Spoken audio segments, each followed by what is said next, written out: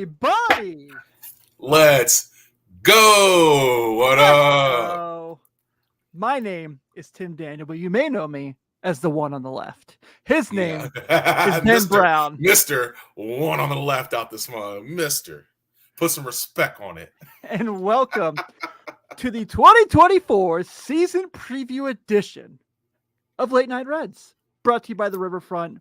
Brought to you by our wonderful friends at patreon.com/riverfrontcincy, where you also become a member. We got a lot of convo going on right now on the Patreon about MLB The Show and everyone getting a little Diamond Dynasty action in. I'm loving it. This is like near and dear to my heart. So come join us for that. Also, this show would not be possible without our friends over at SeatGeek, which if you are, say, looking to get some tickets to see the Reds play and you haven't used SeatGeek before, go ahead and sign up and tell them that the Riverfront sent you, because if you use code Riverfront when you check out, you get $20 off your first purchase. So we just had to make sure we got all of the stuff out there. Ben, we made it. Holla at me. Oh my goodness. What we got? we got it's through opening day week, man. We're here. As the legendary Stinger used to say, it's showtime. Showtime. Oh, man. So we're going to talk about the season, obviously. We're going to talk about things. We're going to take our best guesses at who are going to lead the team in statistics through the season. Okay.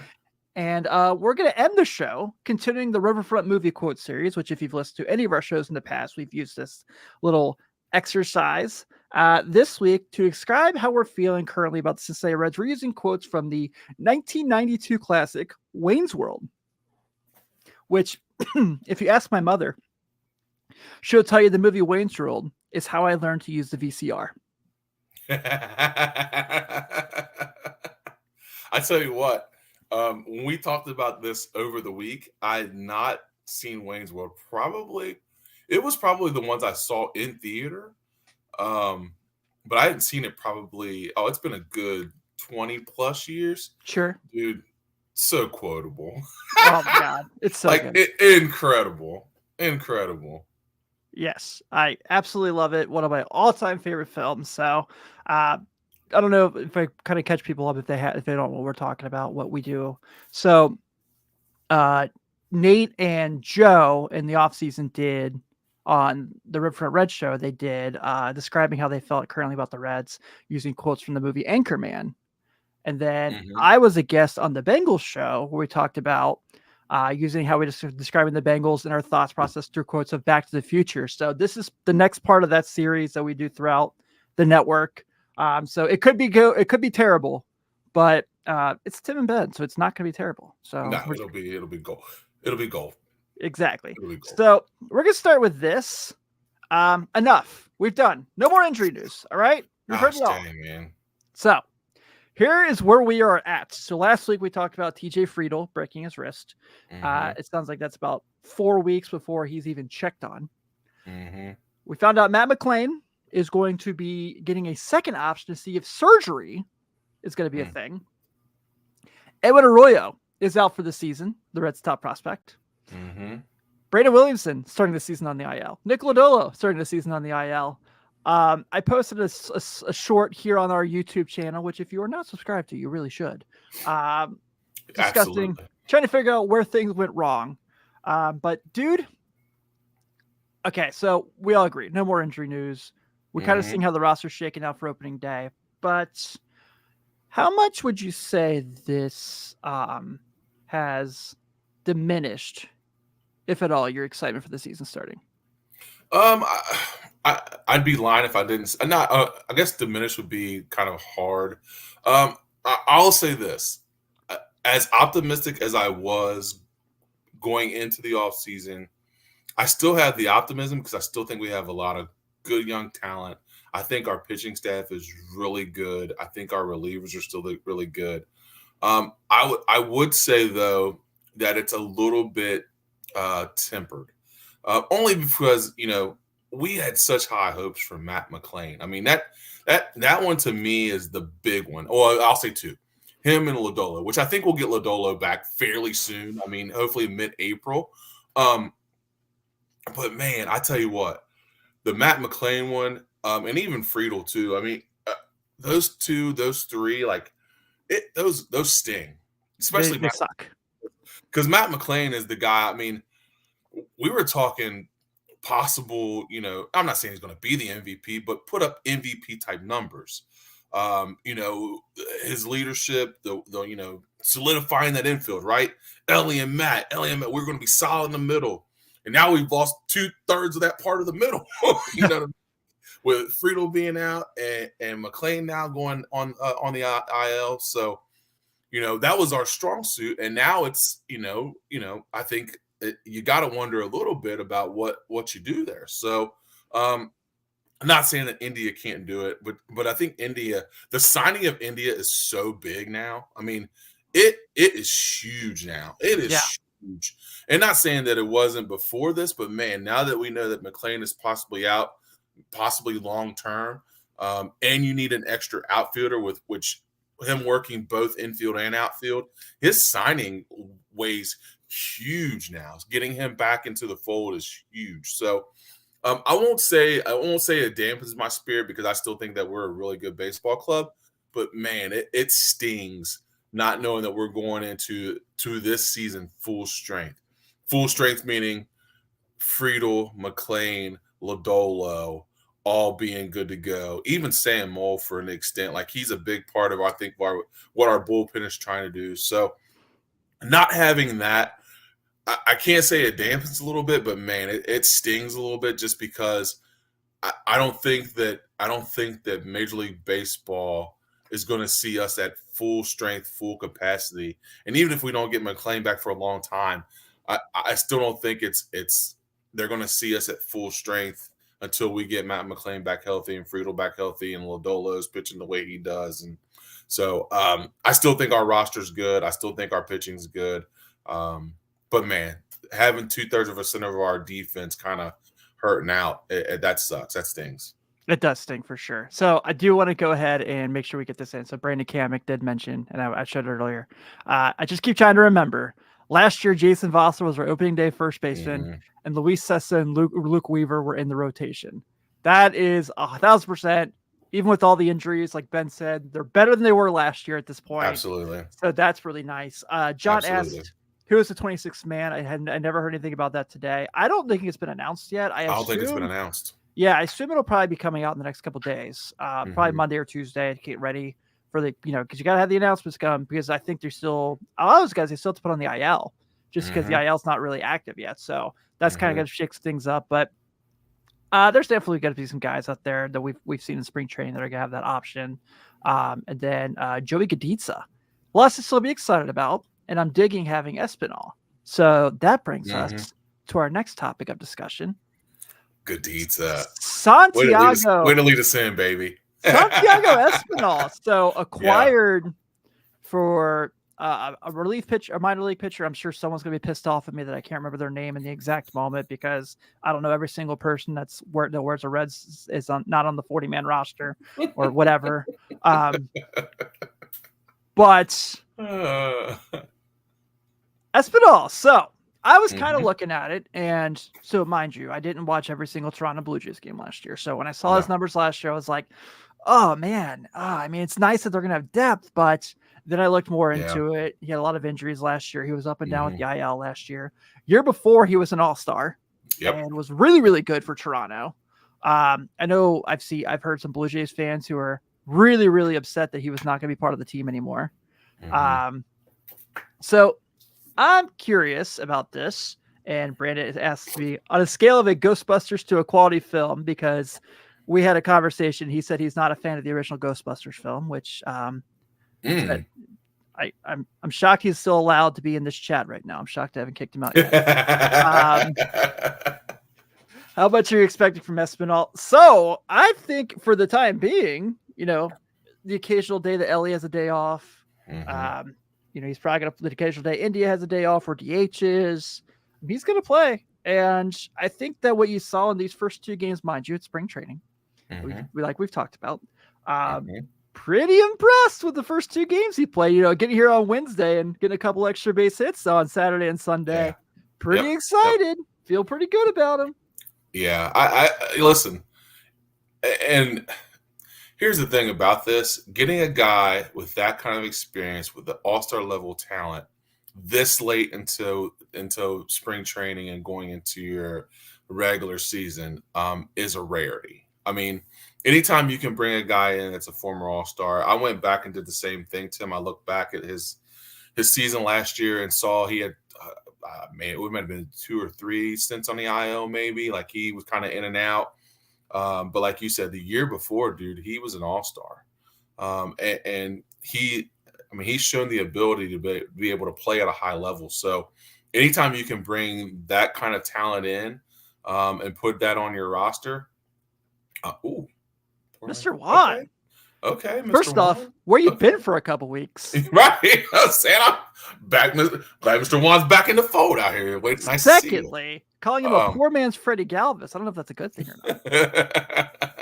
But no, but honestly though, I do think that's a great kind of sneaky pickup for the Reds. Because they're going to need that depth. Depending on how long McClain is out, that gives you the option of, like you said, being able to rest Ellie for a day. You can rest Ellie for a day. You can move India around a little bit. You can do some different things.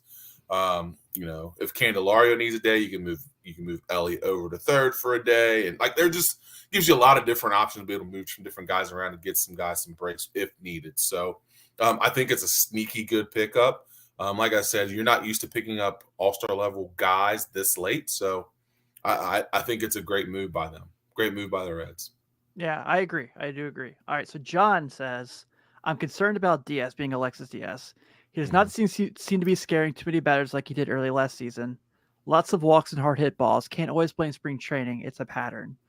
So last year, we talked about this during the season last year. Towards the end, Alexis Diaz was overused, and you could definitely tell that he was tired.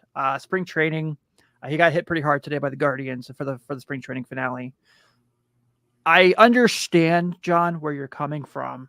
I just feel like he's too good to not figure it out. And maybe I'm just putting my blinders on. But I think that he's just one of those guys, and he loves the ninth inning. He's that guy that likes to get the ball to get those 3 outs. And I necessarily I've been pretty honest in the past that I hate the term closer. I understand that it takes a special person to take the ball in the ninth inning, and I respect that. But to say there's only one person on every team that can do that is silly to me. But with that being said, the guy was an all-star at it last year. I think, remember Mets fans wanted him really bad because his brother is Edwin, and Edwin got hurt for the year because the Reds were just going to give him away, apparently. Right. But I understand and I respect and I appreciate the insight. I mean, I appreciate the comment. I'm just not worried about it, man. I think that especially, and if he does struggle out the gate for, a week or so or a couple of weeks, I feel pretty good about the other options they have. I think Emilio Rodon was a great pickup, like we talked about. TJ Antone made the team. Yep. Yes, Josh, you were right. They were Guardians minor leaguers. I did forget to point that out because it was at the end of the game when everyone was getting ready to go back to Cincinnati and Cleveland. But I think TJ Antone made the team, and that was awesome. His reaction to making the team, to coming, breaking the camp with the team is awesome. And we know the weapon he can be when he's healthy.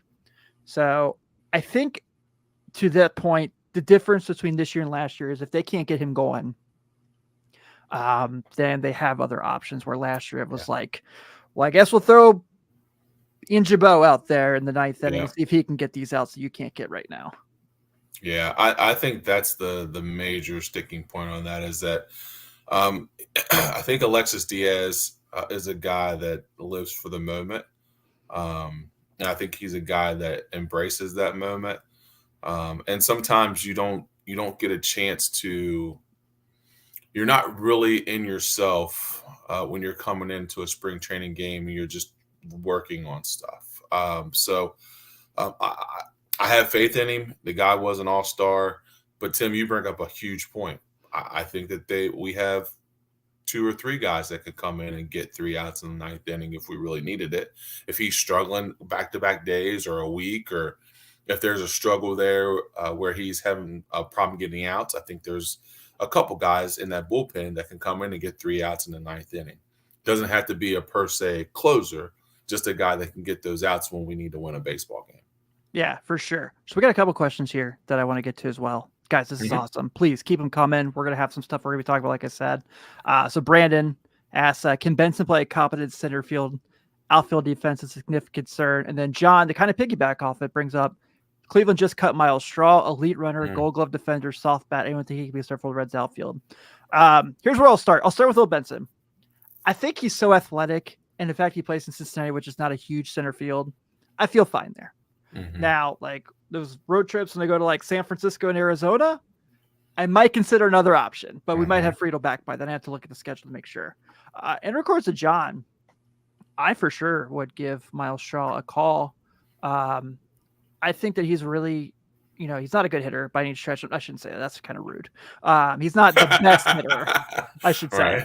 But yeah, he's an excellent defender. He's the ghost runner extra inning guy. I want him on second base at the bottom of the ninth. I mean, in the bottom of the 10th in a close game.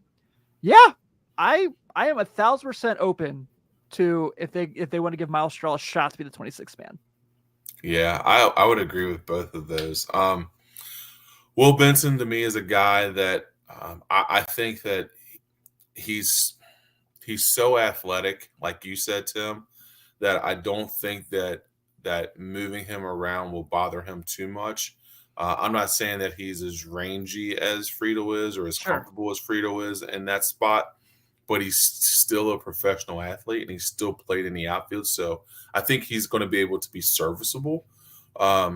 But I do think the Straw, and then second point, I do think the Straw is definitely worth a phone call. I mean, at least reach out and see where his mind's at and what he wants to do, because unlike our infield, our outfield definitely does not have the depth that we have in the infield. So reaching out to a guy like Straw, who's is a gold glove defender, a guy that runs the base pads well.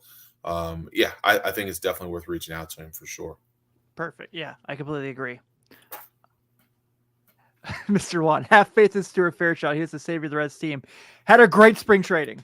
A great spring trading. Gave me a lot more optimism. And like I've said many times on the show, I sat next to his mom at a game one time. She was incredibly nice to me. So I'm a Stuart Fairchild fan, So, all right, guys. So we're going to go ahead and go through this real quick. And we 1,000% want your input as well.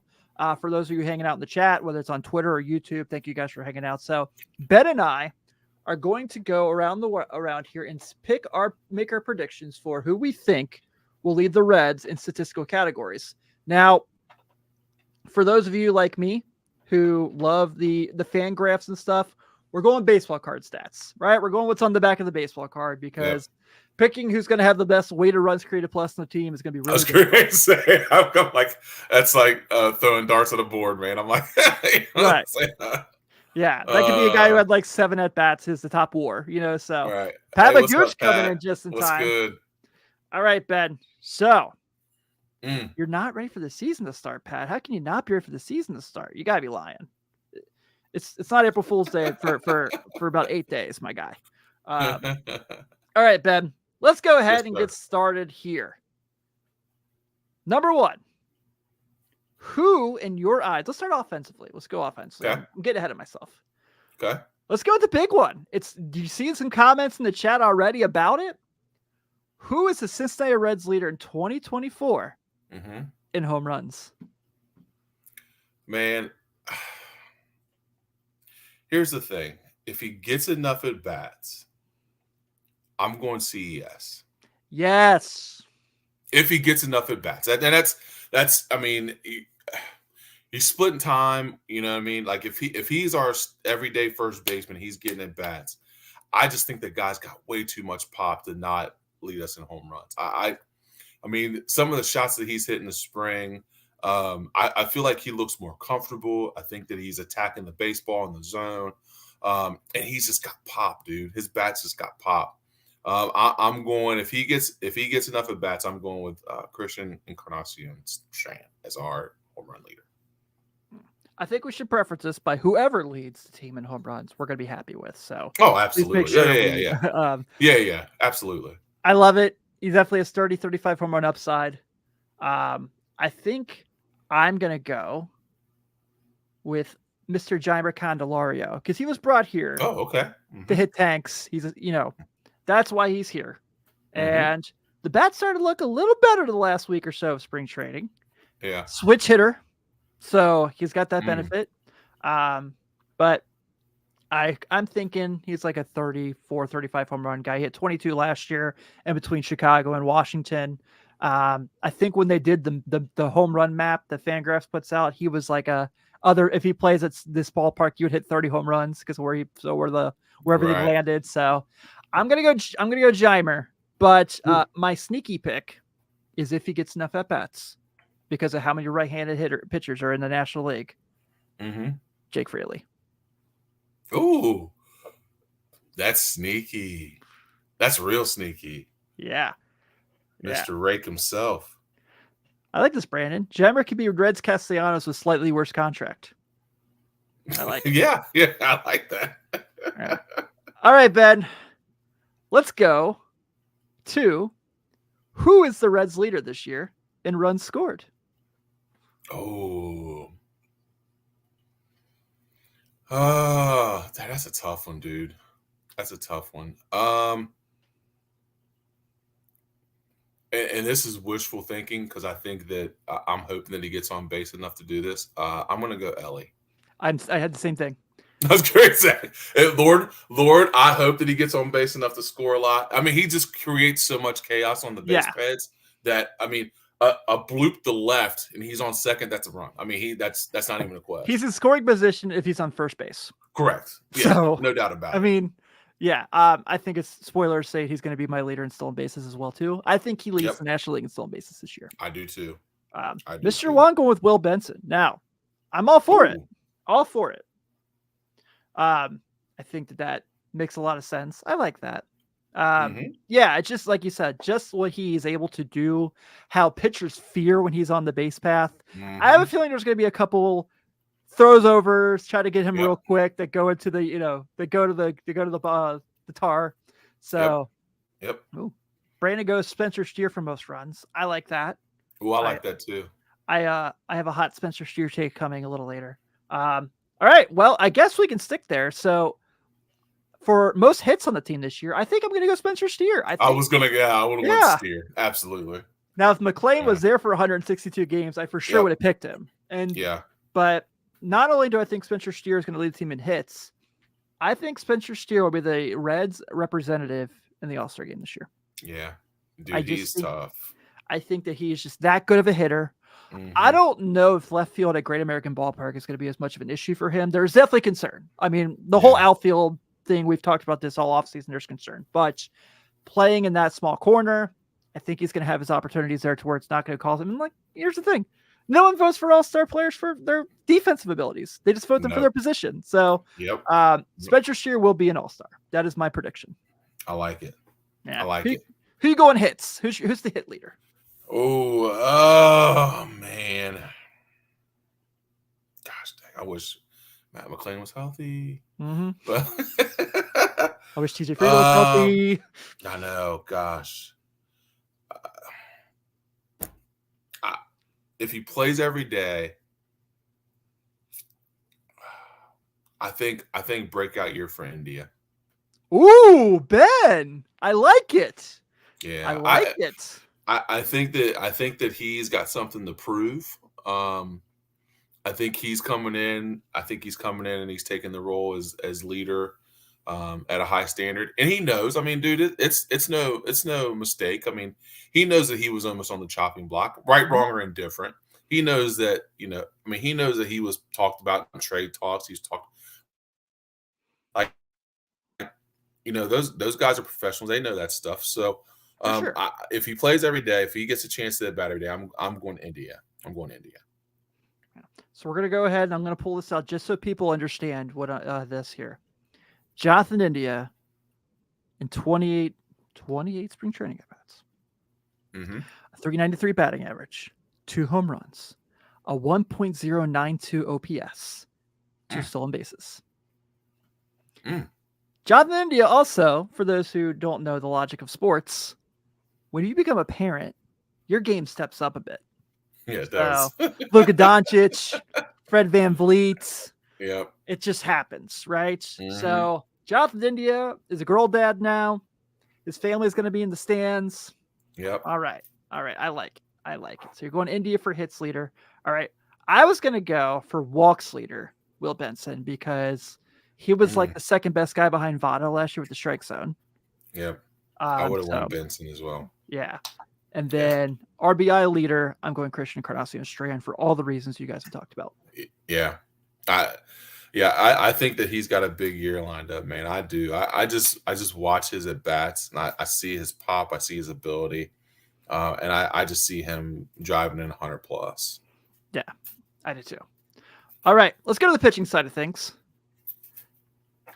Let's see let's see what we got here going, because this is interesting because there's a lot of things that could happen with this, as we know. Mm-hmm. All right, let's start with, I guess we'll do the obvious. Strikeout leader. I'm going Hunter Greene. Hunter Greene. Easy. His over-under every game is going to be at least 6.5. I mean, yeah. So I think that's pretty easy. Mm-hmm. All right. Innings pitched. Oh.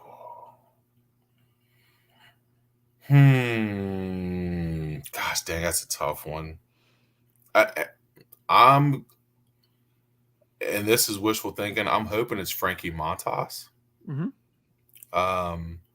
Looked good if yesterday. He can get it, he looked really good yesterday. So, I'm going Frankie Montas. I think that, the guy wants to win 20 games. If in order to win 20 games, not saying he has to pitch 7+ innings, but it helps when you pitch. The more time you're on the field and control your own destiny, I think that helps the fact of you trying to get to 20 wins. So I'm going to go with Montas.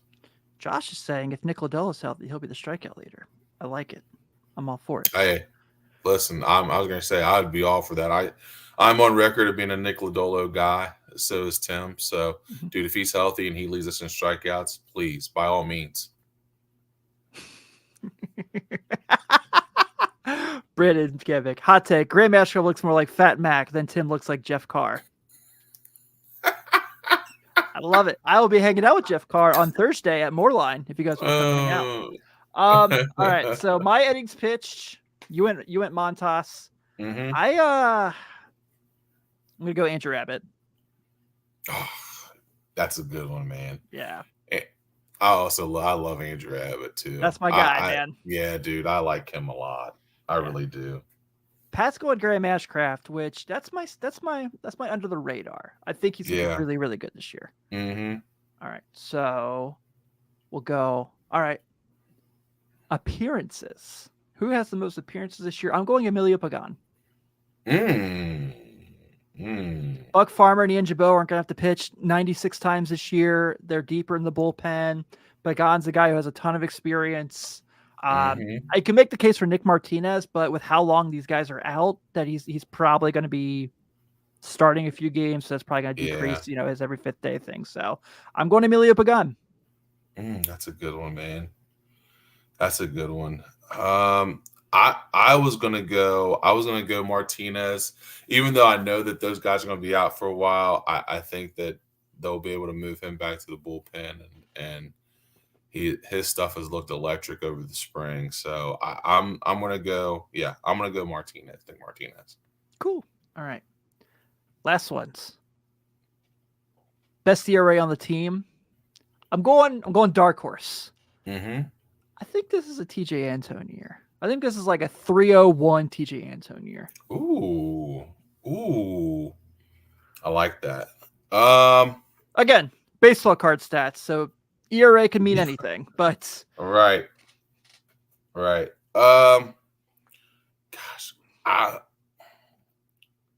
If he's healthy, I'm going Sam Moll. Ooh, that's a good one. Healthy. We're going dark horse for this one. I like it. Yeah. Because I mean, I saw his stuff last year, dude. He's got great stuff. It's he's crafty. And I think that if he's healthy, dude, I like his stuff. I like him coming in and getting quality out. All right, I'm with it. All right, and I'm going to end it on whip because we all think Alexis Diaz will be the saves leader. Obviously, I'm going Brent Suter. I think he's going to be so good at GABP. That's a good one. Yep. No, Yeah. I'd have to go with you on that one. That's a good one. Yeah. That's a really good one. Like Brandon said, digging all the lefty options this year. I know Heck Justin yeah. Wilson didn't look very good today. As far as like your like last lefty, I feel very confident in him. Mm-hmm. So I'm fired up. All right, cool. That was a fun exercise. All right, let's Yeah. go to this side real quick because this has come up quite a bit. All right. So it could be a guy that's not on this graphic because it's very possible, especially with minor leaguers and AAA and how deep it is. But the Reds prospect who makes their big league debut first this year. Mm. I think, and it's easy to say because he's going to probably be in Louisville this year, and he's probably the most ready as far as his polish, especially now that Arroyo's out for the year. Mm-hmm. I think I'm going to go Rhys Hines. I just think that Okay. his power is just going to carry him, and he's a guy they've had play multiple positions in the minors already, which is Mm-hmm. something the Reds are really, try to be flexible about. I think, obviously the Jacob Hurtubise, Blake Dunn, their options as well. Yeah. But I just think Rhys Hines is probably the most pro ready of any of those Yeah. guys. No, I would agree with big league that. ready. Yeah, I would agree with that. I maybe out of necessity, maybe Hurtubise or none, but yeah, I think Rhys Hines is an incredible dude. His power and his ability to hit major league pitching consistently, I think that puts him in a top tier level of being big league ready before the rest of those guys. So yeah, I like that pick. Do you think Chase Petty pitches an inning for the Cincinnati Reds in 2024? Yes, Ooh, I do. And I'll say this. Only because, and this is the reason why I think I think his stuff is electric, but two, I think the pitching position has the most. I think that position gets injured and ends up on the IL the most, and we have great pitching depth, and I think why not bring him up and let him get that experience now. And give him the opportunity to come up in, 10 days, whatever the case may be, and get a taste of the major league. But yeah, I think he does at some point. Yeah. I'm not as confident as you are. I wouldn't be surprised, I would say. Maybe when rosters expand in September, I could see him kind of doing what Connor Phillips did last year. The only reason I'm not as confident is just because there's so many things that might have to happen. Connor Phillips would probably have to it get would be a hurt. lot. Yeah, it'd have to be a lot. Where does Rhett Lauder end the 2024 season? Ooh, I think Louisville. I was going to say, if I had to guess, I mean, they're already talking about. It would be Louisville. There's already a lot of talks. He's going to be in Chattanooga to start the year. Yeah, if I had to guess, it would and be he's Louisville. awesome. He's so good. Mm-hmm. Yeah. Ooh. All right, Pat Magooch bringing. I mean, sorry. I saw Pat was here. Joey Gaditza. Okay. Who hits the first regular season bomb? Who goes deep at GABB first? I'm going Ellie. I was going Benson. Oh! I was going Benson. Rhett Lauder will end the year in the majors, according to Mr. Juan. Ooh, Mr. Juan. Okay. I'm for it. He's so good, man. He's so good. He's already got a really nice card in Diamond Dynasty for all my MLB The Show nerds out there that we talked about this who are in our Patreon group. So I like it. I'm all for it. Wow. That'd be interesting. Yeah. Benson and Ellie for homers. Brandon Kamek says he's taking Espinal at plus 5,000. Oh, okay. Yeah. Okay. I like it. I like that. I love the optimism today. It's really nice. Everything's fun right now. We're all feeling good. Here's what kind of Fangraphs has kind of everyone looking at. So the usual, this guy. I mean, in the lineup that we all expect: CES, McLean, Ellie, Jeimer, Tyler Stevenson behind the leg, Spencer Steer, TJ Friedewald, Benson, with Jake Freely gets him in there. DHs, they have CES, Jonathan Dia, Jake Freely kind of be in the top three. Again, all stuff we expect. But just kind of make sure we get out there. Let's talk about old Bubba Thompson getting 5% of the gameplay in center field. Yeah. Let's see. I like this. We're getting fun questions now. over under 100 innings pitched. This is my good friend Ken. Ken, welcome to the show. For Nick Lodolo, I'm taking the over. I was going to say, I hope it's the over. I hope it's the over. I like it. A healthy Nick Lodolo, man, is a key to it's a huge key to us having a really good season, man. Because very key. Just like I said, if he's our third starter, if we have to go with him on a third day, like I mean, I don't think there's many third starters that has the stuff that he has. Agreed. I mean, totally agreed. yeah. I hope he's healthy.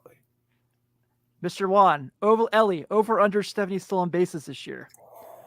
He had 35 and half a season last year. Gosh. It's close. I'm going to go in the 60s. So it's going to be close. I have to go under on that. I'm saying 64. Because if he has 70, then he's going to have a Ronald Acuna year. Correct. Yeah, I was gonna say if he has 70 stolen bases, that means his on base percentage is insane, which means he's getting on base a lot. Yeah, which hey, I will take. Oh, absolutely. Yeah, we'll definitely take. No doubt about it. Ellie did have a solid spring, 919 OPS, 2 homers, 7 RBI, 5 stolen bases, 50 at bats. So, contrary to what some people who write for newspapers in the Cincinnati area tell you, Ellie's doing fine. He's not going to be playing in AAA this year. Yeah, he'll be all right. He's not. He'll break with the club. He's good. Yeah. So kind of going back to Lodolo because I like that question. And Brandon says it here. If Nick Lodolo has over 100 innings pitched, the Reds are without a shadow of doubt the best rotation. Oh, without question. In the National League. Oh yeah. And Ken here he says Ellie definitely leads the team in runs. He scores at Billy Hamilton rate of 50% of the time he gets on base. 50% of the time it works every time. Yeah, no doubt. I mean, that's the same thing we've talked about with Lodolo, though, man. Like, if he's healthy and he's your third guy, like that rotation, and then you back it up with an Ashcraft and an Abbott or a Martinez, like, dude, our top 6, like if they're on, like that rotation is filthy. They are filthy. So if Lodolo's healthy and he's your third, or say this, you come into a series and Lodolo starts your series, you go Lodolo, Ashcraft, Abbott, or Lodolo, Abbott, Martinez. Like that's insane. It's fun. That's insane. It's fun. It's what you want. Yeah, absolutely. Yeah. Ooh. All right. We're getting some Ty Steve chatter in here. Okay. So we got to make sure we touch on that. We've talked about this all off season. I think you and I believe he's really going to have a bounce back year, but I guess we need to kind of reiterate what we think a bounce back season is, to be fair. Okay. I firmly believe that healthy Tyler Stevenson is more like the 2021 guy. 2021, 2022 guy. 2022 obviously played very little. 2023, we talked about, we felt like he was really battling that shoulder injury throughout the year, still kind of getting comfortable. He had some decent, he had some ups and downs in spring training, but I think he's going to be fine this year. I think he's probably back in that 275, 280 batting average range. I think he's probably about 13, 14 homers, but I just don't know if he's ever going to be, which is weird for how huge he is. I just don't know if he's ever a 20+ home run guy. Yeah. No, and I'm not saying he has to be. No. I see what you're saying. But yeah, if we go back and we're looking back here, and I've got it just looking in 2021, 132 games played, batted 286, on base percentage 336, slugged at 431, OPS 797, OPS plus 106, total bases 151, and he was 6th in Rookie of the Year voting. I mean, you take that. I take that all day. Yeah, I take that all day. So yeah, I hope he's at that level. Like I said, I think he battled with that shoulder more than he would let anybody else know. But I think a healthy Tyler Stevenson is, he's a 275 to 285 hitter, 50, 12 to 15 home runs, 60 to 70 RBIs, and I don't know anybody else that wouldn't take that at the catching position. Like we've talked about before, there's not this great wealth of super all-star catchers out there that are setting the bar so high that we look at Tyler Stevenson and go, gosh, he's a bomb. Like that bar for catchers isn't way up there like it was. So him being at that level is going to pay. It's going to be huge for us if he's batting at that level and, in the 8-9 slot. I mean, that's what you want. Should we kind of go into a caveat here of how many at bats is Luke Melly going to take for him? Because he raked in spring training. His OPS was right under 1,300. He did. Yeah. I mean, he was incredible. Here's the thing, though, like, and I don't know. I know there's a healthy competitive between the two. Does it become a place where they're splitting at bats? Like, I mean, if Luke Melly is hitting them, which, like we say, spring training, we know that. We don't really believe Luke Melly's going to do this throughout the season. But it's like, geez, if he does. But if he does, like, what do you do? Like, holy cow. But no, Luke Melly, I think, is happy in his role. I mean, he wouldn't have resigned if he wasn't. I think he's happy in his role. And he likes that. I mean, for him, he just goes out and, he plays, he lets it hang. I mean, because, he does. Honestly, there's nothing really. He knows he's the every third or fourth day starter, and he goes out and does what he's supposed to do. Yeah, and I think Josh brings up a really good point here. He caught Hunter Greene today. Yeah. That's kind of a thing too, where especially for the younger guys, like he's probably going to have that. He's going to kind of be that guy, kind of be like, I don't want to say game manager because this isn't, the NFL. No, right. But yeah. I mean, if everyone's bringing up Mike Ford, not. Yeah. I thought that was really odd. Yeah, that was very odd. Yeah, that was really odd. Spring stats definitely don't matter, but I liked what we saw from him. I'm not saying. I was going to say we've talked about spring not being anything and everything, but like that dude. I don't have his spring stats in front of me, but every time I saw highlights, he was freaking raking. You know what I mean? Like that guy raked in the spring. So I don't know. I don't know what causes those decisions to be made, but I'm like, I thought he played well enough to make the roster. But I don't know. Over under Luke Melly 2 stolen bases this year. He had 2 last year. Oh. But like, who did he steal on? Does anyone have these videos? Like, was it like was it like the catcher dropped the ball? Like, what happened here? Was it was the first baseman not holding him? Does anyone remember these? I don't remember these 2 stolen bases. I don't remember them either. Gosh, I gotta go. I'll go local Luke. I'll give him 3. I'll go over. Why not? Yeah, we're going. Everyone says over. Ken says over. Mr. Long says over. Yeah, let's go. I love it, everybody. I love the optimism so much. I just knocked my wire out of my headphones. Yeah, let's do it. Let's go over. Local Luke over 2 stolen bases. I'm with it. I am. I'm with it. Yes, absolutely. And guys, before we get into our previewing the Nationals for the weekend series, dude. Okay, so Brandon just brought this up. Okay. Before we get to our next segment. Corky Miller's 1 career stolen base is a seal of home. So I laugh at this because the Reds just put this video on their socials the other day. They did. Have you seen the clip? Did. Yes, I did. They did. Yes. Oh man, it's awesome. It's the best. So everyone's in agreement. So should we go ahead and put the wager in with FanDuel? Luke Melly over 2 stolen bases. Let's do it. I love it. Good. Late Night Reds FanDuel account. Put it on it. Let's do it. And before we do move on, I just want to make sure everyone knows Blake Dunn and Jacob Hurtubise are great. They're awesome. Listen. They're aces with us. We're fans. We don't want no problems. Yeah. They're good. Yeah. We're good. I was at Jacob Hurtubise's AAA debut last year. Okay, guys? Like, I'm a fan. We like the guy. Blake Dunn, great guy. Great. Minor League Player of the Year. Yeah, good talent. Good talent. He'll be fine. All right. Just want to make sure we got that out there. All right. So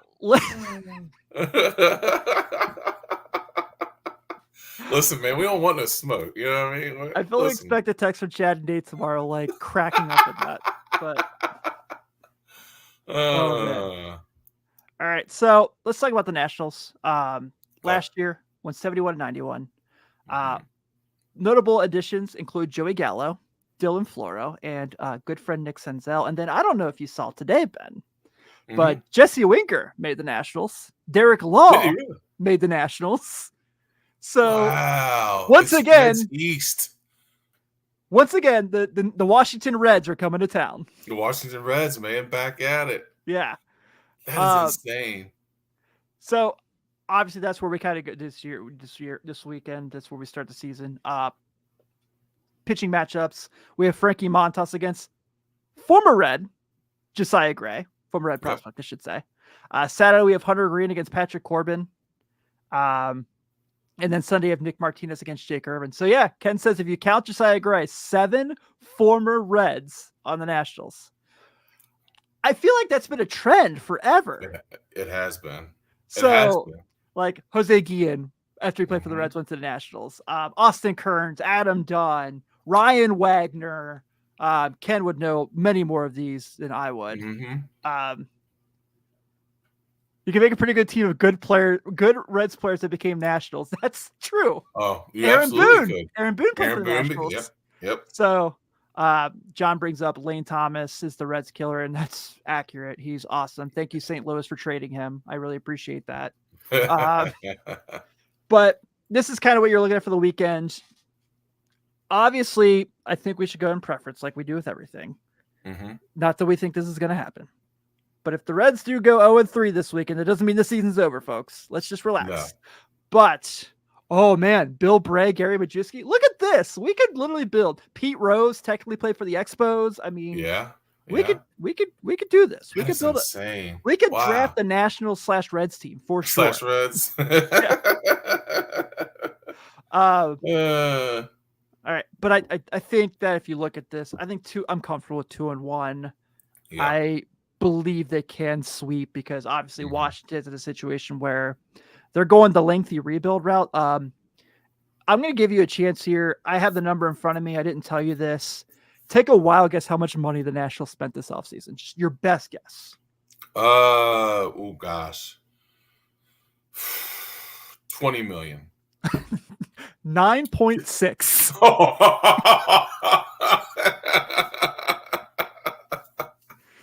Oh man, they were like, we are saving everything. We're just waiting. Wow. I know we have a show to do here, but I'm having so much fun just seeing all this, like these former Reds that became Nationals popping up. Ken just shared Corey Patterson and Ross Detweiler. Oh yeah. Oh my gosh. Yeah. Holy cow. We're just ready for Immaculate Grid tomorrow. Felipe Lopez was traded to Washington. He was. What a name from the past, Felipe Johnny Lopez. Gomes. Johnny Gomes played for Nationals. He was traded in 2011. Yep. Oh my God. Royce Clayton. Wow. We're just ready for Immaculate Grid in the morning. If there's a Reds Nationals square, we're good. All over it. We got it covered. Yeah. I think Dunner actually had a bobblehead with both teams, if I remember correctly. Not like a dual bobblehead like the Griffey one they had when they played Seattle, his Hall of Fame year. But had one with the Reds, obviously had like 17 with the Reds, and then had one with the Nationals at the stadium giveaway. So like it. Do you think? And I asked this not in the sense that I was, I went to bat for him for years and believed in him, even though it was not in my favor. But in the sense that he got a nice graphic in the offseason, he got a tribute video on the socials. Does Nick Senzel get honored this weekend? Or does the opening day festivities get in the way? Yeah, I think with it being opening day, I think that kind of gets in the way. Maybe but Saturday? I think Saturday maybe they'll do something for him. And I think the fans will recognize him, of course. I mean, I think that there are a lot of people that are in your shoes as well, Tim. Like they appreciate. Are there a lot of people? So. I think there's more than probably we think. I mean, More You than know, 3? it was the could have been. You know what I mean? I think it's what it was, but yeah, I think he'll get something. Does Derek Law get one? Nah. Why not? He had that like pencil stash. Nah. That's a hard pass. Yeah, I think Reds fans probably are just like, don't ever bring up Nick Senzel ever again. Get him out of my life. Do not honor him. Like, he is gone. Good riddance. I think there's a little bit of love for Cincy. Here's what I would do to go off Ken's thing here. I would just do an all-out, bring everybody that we just listed in this chat. Bring them all in. Reds Nationals Alumni Day. Oh my gosh. Could you imagine? God.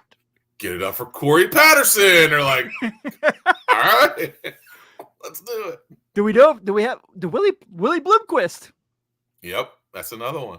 Yeah, I don't know if Willie Tavares ended up playing for the Nationals. I'm sure he did by the sense of this conversation we're having, but like they couldn't even get the game until like 6:30, just naming them all. It would just be Name like, them all, dude. That's incredible. This is nuts. Yeah. Josh asked the Senzel get booed. I would not put it past Cincinnati to boo him. Would I say yes or no? I'm going to go no, but I would not put it past the city to do so. Yeah, I don't think so. Listen, there are a lot of those years we sucked. So I mean, it wasn't like he was costing us a pennant or anything like that. You know what I mean? So no, I don't think he gets booed. I mean, he was here at some of the lows of the lows. So I don't think they boo him. Yeah, John brings up Winker was actually more successful with the Reds than Senzel was. I'm pretty sure he was honored when he was with Milwaukee. So yeah. I think that's the only reason I didn't bring him up for that. Taylor Roark, that's another one. I forgot about him going there. Yeah. Wow. What an incredible list. This is like the fact that the list is growing for 12 minutes. That's incredible. That's incredible. This is like the best segment of all time on the Reds. Like, I'm absolutely loving this. Wow. Yeah. Oh man, that's but incredible. I'm excited for it. I hate that the Nationals. I don't know if they've ever had a good jersey. I think every uniform they've ever done has been terrible. So that bums me out. But it's the Nationals. This is still going. What else we got? Who else? We got Taylor Roark. We got Brian Goodwin and Ryan Madsen, which we like to all forget about. Ryan Mad Madsen. Dog. Yeah, Mad Dog. Okay. Ryan Madsen, the reason Aroldis Chapman ended up not being a starter. Oh yeah. Yep. Wow. I think we're the first people to mention Aroldis Chapman without mentioning his mom in 3 weeks. Oh. Nope. Don't look it up. Don't ask about it. Don't. Stay away from it. Don't stay away. Walk away, people. Walk away. Walk away. All right. Well, as much as I just want to keep listing Nationals players, I will do it forever. Of course, how did I freaking forget that Tony Perez played for the Expos? Yes, he did. And Sean Doolittle is like the greatest national reliever of all time and pitched for the Reds. So, wow. We're going to continue a Riverfront tradition here where we go and we take some movies and we use quotes to describe how we're feeling about current situations. So, folks, as I mentioned earlier in the show, the quotes are Wayne's World. Now, this is one of my all-time favorite movies. So Ben and I are going to go back and forth about 2 to 3 quotes each to describe our favorite, how we're going to use these quotes to say how we feel about the Red season coming up.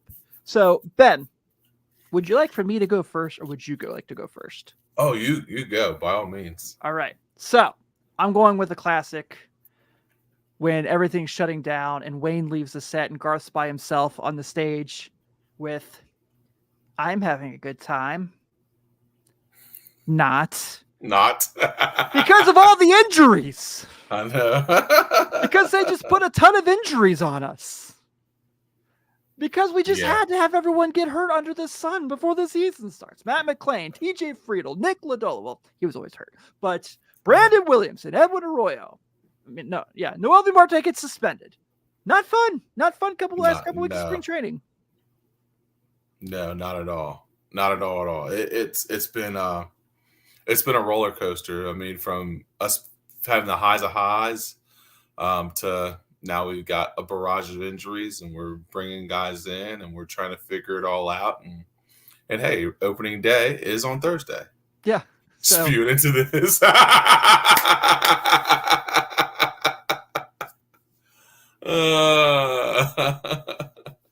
right, Ben, where do you go for your Wayne's World quotes? So my Wayne's World quote comes from, it was Wayne, and he was like, well, that's all the time we had on our movie. We hope you found it entertaining, whimsical, and yet relevant. An underlying revisionist conceit that belied the film's emotional attachment to this subject matter. So I just thought of this quote because he spews it out at the end of this thing, and it's, I mean, of course, the movie is fantastic, but like, I'm thinking about the start of the season, and like you said, there's so many different things: whimsical, exciting, fun, but also hope you don't get a little scared about what's going on, what's going to happen. So, you know, us being Reds fans, we've had that optimism of, oh man, I hope we thought it was great. This is going to be awesome. And then you got all these other things that happen. So yeah, it was a long quote, but that's what, yeah, it was, that's the one I thought of. It's perfect. Yeah. All right. So I'm going to go with the infamous scene where they're talking about the sponsorships. Mm-hmm. And I'm going to go with Wayne saying, after Benjamin says, I'm sorry you feel that way, but it's the nature of the beast that we have to put everything, that we have to do all this stuff. And he goes, maybe I'm wrong for this one, but for me, the beast doesn't include selling out. Oh, yeah. This is, and I'm going to say that I appreciate him sticking to his guns, provide the controversy of whatever side you're on. This is Nick Kroll saying, no fans, I am letting Joey Votto move on. I know that you have an emotional attachment to him and you love him. As you see, he's got a poster here. And we've talked about that all season, so we're not going to dive in back to it. We hope he's doing the best. But Nick Kroll said, look, we don't need him anymore. It's time to move on. So Nick Kroll said, I will not feed the beast. I will not bow to my fan base, and I will just allow things to go the way they are. Exactly. Yep. I like that. That's a good one. That's definitely a good one. And it fits. And, you know, right, wrong, or indifferent, people had their opinions, which is fine. You have your opinion, but Nick Kroll stuck to his guns, and he did what he felt was right, and we're rolling with it. We're rolling with it. I like it. Camera one. Camera two. Camera one. Camera two. Camera two. So for my next one, it was real simple. It was at the end of all that. Garth looks and says, I just hoped you didn't think it sucked. and at the end of the day, right, that's what we're hoping for, is that hopefully we get to the end and it doesn't suck. Yes, that's all we want. That's all we want. It's real simple. Yes. All right, I'm gonna go with Wayne here. If you remember, there's the scene when they're shooting all of the the infomercials, and he goes, or being magically whim to Delaware. Hi, I'm in Delaware. And what I go with this is, let's just hope we don't feel like we're in Delaware in August. Yeah. Yep, I'm with you. I don't think we're going to feel that way. I fully believe if we get everyone back healthy, we're going to feel very good about this team. Oh, yeah. No, I agree. Yeah. All right. I agree. I like that one. So there were so many quotes we could have gone here. Do you have any more? Or do you want to round this out? No, all I remember are the Babe and Babosaurus and Babe. If she were president, she'd be Babraham Lincoln. Is she Babraham Lincoln? All right. Well, I'll round this out with my last quote, and it's easy. It's Wayne's World, party time, excellent. Because the season's here, everybody. Yes, it is. We made Absolutely. it. We're here. We feel good about it. I'm so happy. Ben's so happy. Oh, man. Can't wait. And I was trying to figure out, Ken brings up no stairway denied. I was trying to figure out a way to use that one. I couldn't figure out how I could put it in and make it make sense with correlating it. I do feel like I need Alex Cooper to explain advanced statistics. Yep. We could use Milwaukee there. Milwaukee. Yep. Milwaukee. Oh man. This is why this is fun every weekend. Yes, So absolutely. we're hoping that we are taking care of your Sunday before you get your the end of your Sunday scaries before Monday morning. That's our goal through the season, obviously. All right, man. Well, this was terrific. Oh man. The chat was fantastic tonight. Thank you guys so much. Hey, if you are going to be downtown Thursday, I'm actually going to be at Moorline with my guy Jeff Trenpool and member of the Riverfront, Joe Farsing. Wow, I forgot Joe's name for a second. And I will be there. So Thursday from 1 to 3 with Ed Moorline with Jeff and Joe doing a show there. So if you guys are in the area, come say what's up. I'd love to hang out with you. I guess I'll have I had my first beer of the year this weekend for March Madness. So I guess I broke the run. Oh wow. But it was I'll happily take one if someone buys one for me, okay? That's what I'm trying to get at. All right. Like, sounds good. He will not turn down free beverage. Right. Oh man. Ooh, okay. Joey's gonna be bringing in some man. I'm trying to go home. Who's the likeliest friend to have a walk-up punk rock song? Well, Joey's gone, so I don't feel like. I mean, could you see Jake Fraley coming out to like Blitzkrieg Bop? I was going to say Fraley or Friedel, one of the two. Yeah, because that's kind of like their style or their play style anyway. Yeah, I can see it. Yeah, I mean Matt McLean last year used Still DRE by Dr. Dre and Snoop Dogg, and that was like the best, the absolute best. Yeah. All right, guys. Well, thank you all so much. This was so fun tonight. We're definitely really grateful. Like I said, we'll be here every Sunday night throughout the season. April 7th, Ben and I won't be here, but there will be a Late Night Reds. Our buddies Chad Dotson and Seth Shaner filling in for Tim and Ben that night. Yeah. Well, Tim and Ben watch WrestleMania. So absolutely.